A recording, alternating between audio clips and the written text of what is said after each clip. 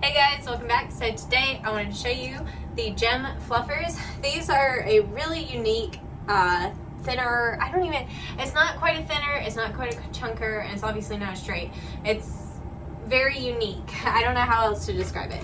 So the first thing that you will notice about these versus like a regular thinner is the blade on the back like completely covers this. Like see on like a regular one there you can see all that space, and this one's like full blade, and this on this back side is like a full blade, just like a straight shear.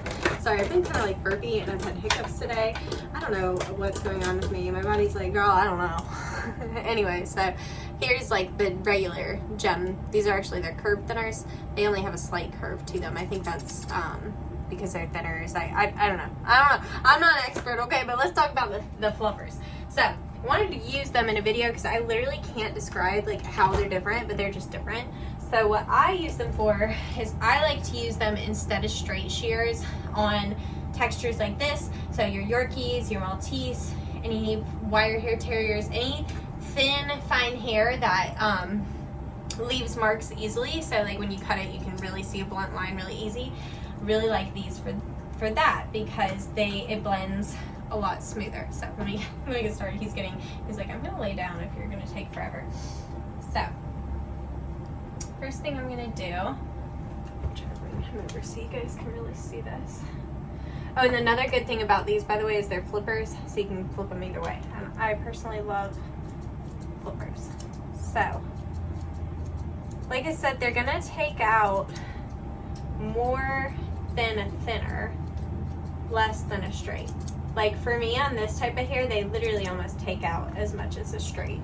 And that's why I love them, because if I were to do this whole head with straight shears, it honestly looked like garbage, first of all. And secondly, I'd have to go in with a thinner or something to blend.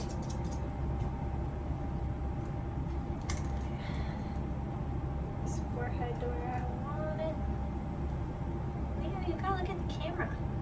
They want to see you. They want to see your cute little face. Try. Sometimes they all like to be held different, so it's all about trying to figure out what way they want to be held. Some dogs, I find it easier to hold their chin hair. Some just get upset when I do that, so they do better if I hold just like around their mouth, or him I'm kind of holding his whole head because he's got such a tiny mouth. There's not really a lot to hold on to right there. So just gonna get in there on that eye, or in the, I might call that little area, I'm drawing a blank, this little area between his eyes. I want this to be nice and blended. Now I did notice right here his mom definitely cut a little bit out. I didn't think I was going to be able to get him in until January, but I had a cancellation, so I was able to move him forward a little bit. I'm wondering if I just like put the lead over here, if that will kind of encourage him to stay looking forward. Because like I can see just fine, but I want you guys to be able to see as well. And I don't have my assistant here today to help me. So just me. So don't mind us. Alright, we're all the way up. So what I'm going to do, I am just, since we're kind of like not on the same page, me and him right now, about which way to hold his head, I'm just gonna take my straights really quick just to get off a lot of this bulk. They do kind of like a bigger head on him. Typically I would not leave a beard like this. I like really short faces personally. Okay.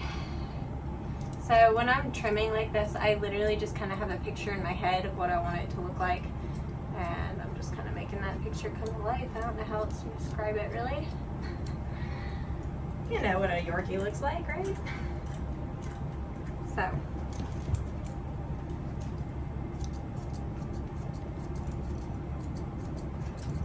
you can see it's still like giving that textured end, but it takes like a chunk out, you see?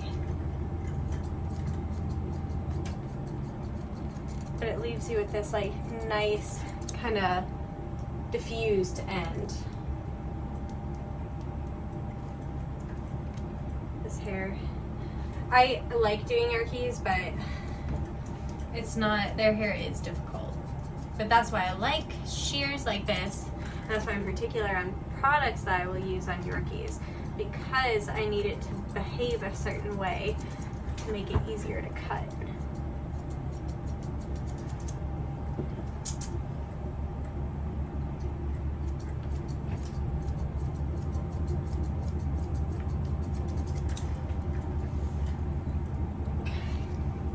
And I just do like a little bit and kind of like step back and look at it. It's easy like when you're on top of it to get like snow blind, you know, where you don't see things that you may see if you took a step back. What you can do too, these are also gem curves, by the way. They're 7-inch curves.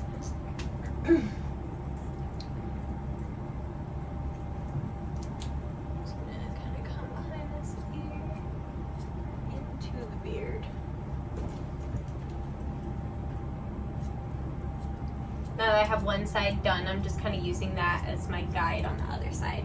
If I can get the beard even across, then I know how short this side is, right? I know, my friend, I'm sorry. Excuse me? I think he just honestly wants to lay down, but if he lays down, he's gonna be like half a centimeter off the ground and I won't be able to see.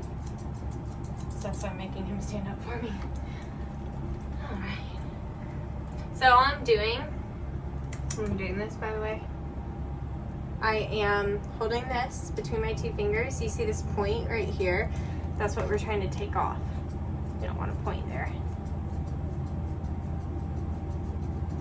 Watch your palm when you're doing this. You really don't want to cut past this this knuckle. So like you go about that far with your shear, right? So if you go here, you're a lot more likely to accidentally cut yourself when you're doing that, okay? And you can also do that for the top of the head. I really like doing this for the top of the head. Okay, so it's going to be the same thing. Let's see if I can get him to look at you. So we have our guide. Sorry, y'all. I'm trying. Okay. I can see it so clearly when I'm looking at the video and it doesn't look as clear. But look for your guide. It's going to be your shortest piece. And trim it to match, right? Okay. So, again, I don't know if you guys can see, but there's like a triangle point looking area right in the middle. I've already trimmed the sides of his head, so that's why these are giving you my guide. I just have to go in the middle, see? And we want that to be like a nice straight line. Okay. You can come off the side of the head. Basically, if you're seeing a point, can you see that? If it's not like a nice straight area, you're seeing like a little pointy area, that means you need to trim right there. I hope that makes sense. I don't know, that's how, the only way I can think to explain it, what I'm doing. Okay.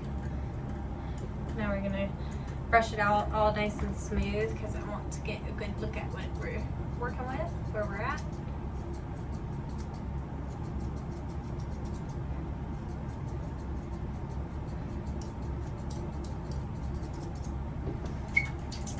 Alright. Now, take them off this, see if we can keep them up.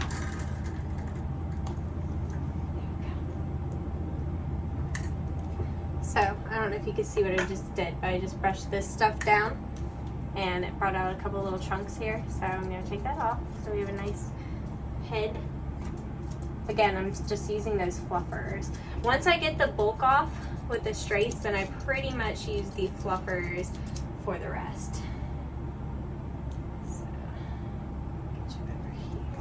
And again, it does look like Mom chopped a little bit around the beard because, like I said, she was not originally supposed to be able to get in until January, so she probably thought I don't know if there was matte or if it was crusty or what, but probably just figured she would cut it and get it taken care of. That's no problem. It really actually isn't that noticeable. Like, I can tell because I know how I do my haircut, so I know I didn't cut it like that. But really it looks good considering. I see like there's like a point right here that I want to get. I'm gonna take this Fluffers again. Oh, and another thing. Okay, so there's, when you're using something like a thinner fluffer, there's things to consider, right? So like, what kind of line are you going for? Like, if you want something like really, really soft and diffused, that's when I will grab and pull, grab and pull, grab and pull. But if I need, like, say I want this whole line to be even, then I'm gonna keep my hand straight. I'm not gonna grab and pull, right? If I just want to add a little texture to the ends, grab, pull. If I just need to, like I said, it's like one line straight across. I'm gonna keep that shear straight and go across, right? Right now, I am putting my fingers behind his ear and perking them up for me so I can really see what he's gonna look like when he's done. Leo. Trying to see if I can get a good front view. Sometimes if you like blow in their face, they'll shake their head, and that helps too. There we go. There's our head shake. Okay, so I see this here by his mouth, and then this around his head.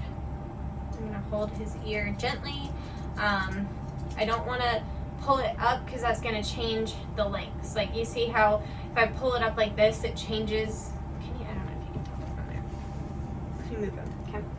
So if I'm holding it like this, that's how it's naturally falling. If I hold it like this, you see how it pulls all that hair. So it's gonna give you a different look when you drop that ear down. So you want to like very, very gently hold on to that ear so that you don't affect the rest of the cut. Okay, so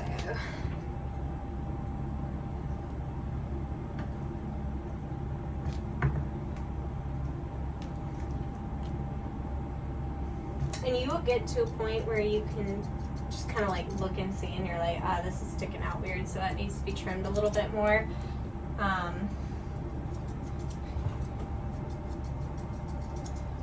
But basically, you want to decide, like, are you going for like a round head, a square head? What shaped head are you looking for? Yorkies, I do somewhere between like a round and a square head. So anyway, there's our little final head. I hope you guys enjoyed this video. There we go.